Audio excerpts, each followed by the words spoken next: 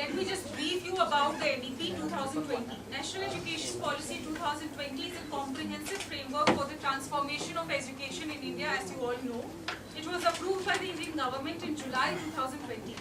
This policy aims to bring significant reforms to the education system, focusing on the various aspects such as early childhood education, curriculum restructuring, digital learning, teacher training, and promoting multidisciplinary education. It emphasizes a holistic approach to learning, aiming to cultivate critical thinking, creativity, and scientific temper among the students.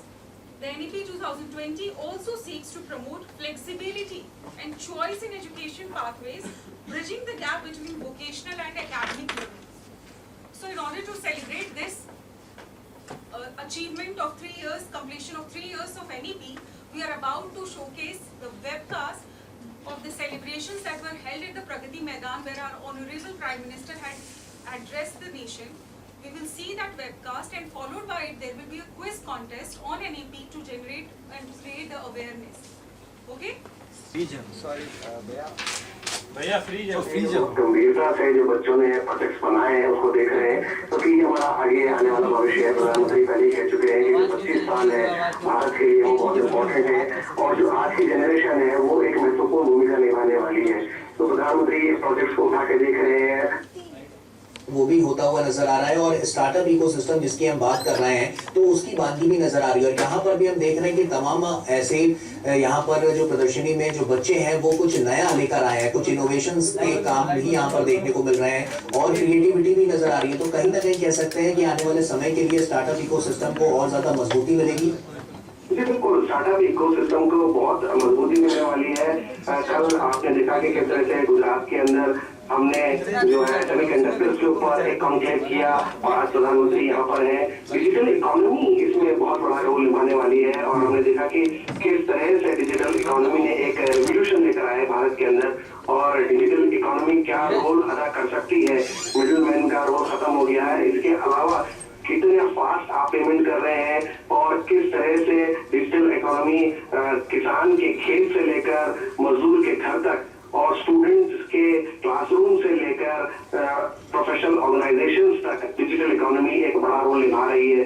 तो ये जो सारी चीजें हैं वो इसलिए हो पाई हैं कि साइंस एंड टेक्नोलॉजी के ऊपर प्राइम मिनिस्टर का बहुत ज्यादा जोर है, क्योंकि उन्होंने कहा है कि हमें अपनी जड़ों से जुड़े रहना है, और अपनी जड़ों के, अपने संस्कारों के साथ साथ, अपनी विरासत के साथ साथ साइंस की मदद से हमें पूरी दुनिया को ये बताना है कि भारत क्यों विश्व गुरु बन सकता है, कैसे विश्व गुरु बन सकता है, और क्यों उसमें इतना टैलेंट है। क्योंकि टैलेंट होना अलग बात है, लेकिन उस टैलेंट को चैनलाइज करना और उसको दिशा देना ये इम्पोर्टेंट है। बिल्कुल विशाल, गुणवत्तापूर्ण शिक्षा की जब हम बात करते हैं तो कहीं ना कहीं उस क्षेत्र में काफी काम किया गया है, और बीते कुछ वर्षों में जिस तरह से शिक्षा नीतियों में जो बदलाव किया गया है, आज इसी वजह से भारत एक पायदान और ऊपर जा रहा है।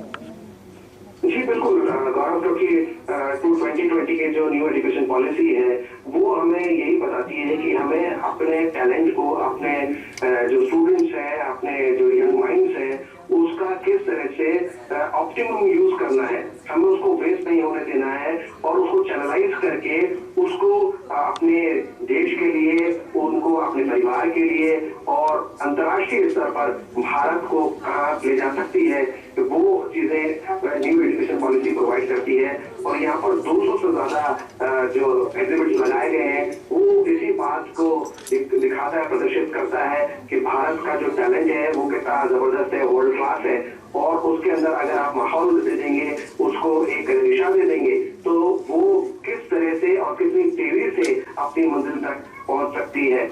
हमने देखा कि प्राइम मिनिस्टर जो है हमेशा इंस्पायर करते हैं यंगस्टर्स को, क्योंकि वो कहते हैं कि ये वो जनरेशन है जो हमारे को बता देगा कि 2025 के अंदर हम कहाँ पहुंचे, और हमारा जो विजन है, हमारा जो एम है कि by 2000 in the next 25 years we should be on the top of the world। तो उसके लिए ये बहुत जरूरी है कि हम अपने यंग टैलेंट को न सिर्फ इंस्पायर करें, बल्कि उसको तमाम वो फैसिलिटी, वो एनवायरनमेंट, वो इकोसिस्टम प्रोवाइड करें जिसके जरिए वो अपने को ही नहीं पूरे देश को वहां तक ले जा सकता है। बिल्कुल, अगर हम बात करें युवाओं को प्रोत्साहन देने के लिए, तो आज का ये जो पूरा कार्यक्रम है, जो पूरा इवेंट है, वो कितना महत्वपूर्ण हो जाता है।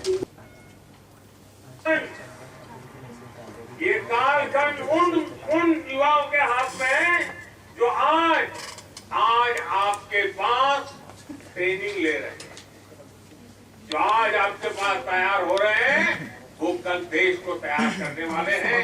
और इसलिए आप सबको अनेक अनेक शुभकामनाएं देते हुए इस सपने को पूरा करने के लिए हर युवा के हृदय में एक संकल्प का भाव जगे, उस संकल्प को साकार करने के लिए परिश्रम की पराकाष्ठा हो, सिद्धि प्राप्त करके रहें, इस इरादे से आगे बढ़े।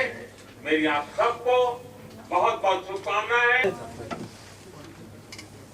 4 होगा ना, टोटल 10 हो जाएगा। ठीक है, 4 more questions. सही क्वेश्चन ढूंढना है कि डिफिकल्ट ढूंढना है। How does NEP 2020 address the employability of postgraduate students? Internship and experimental learning. No.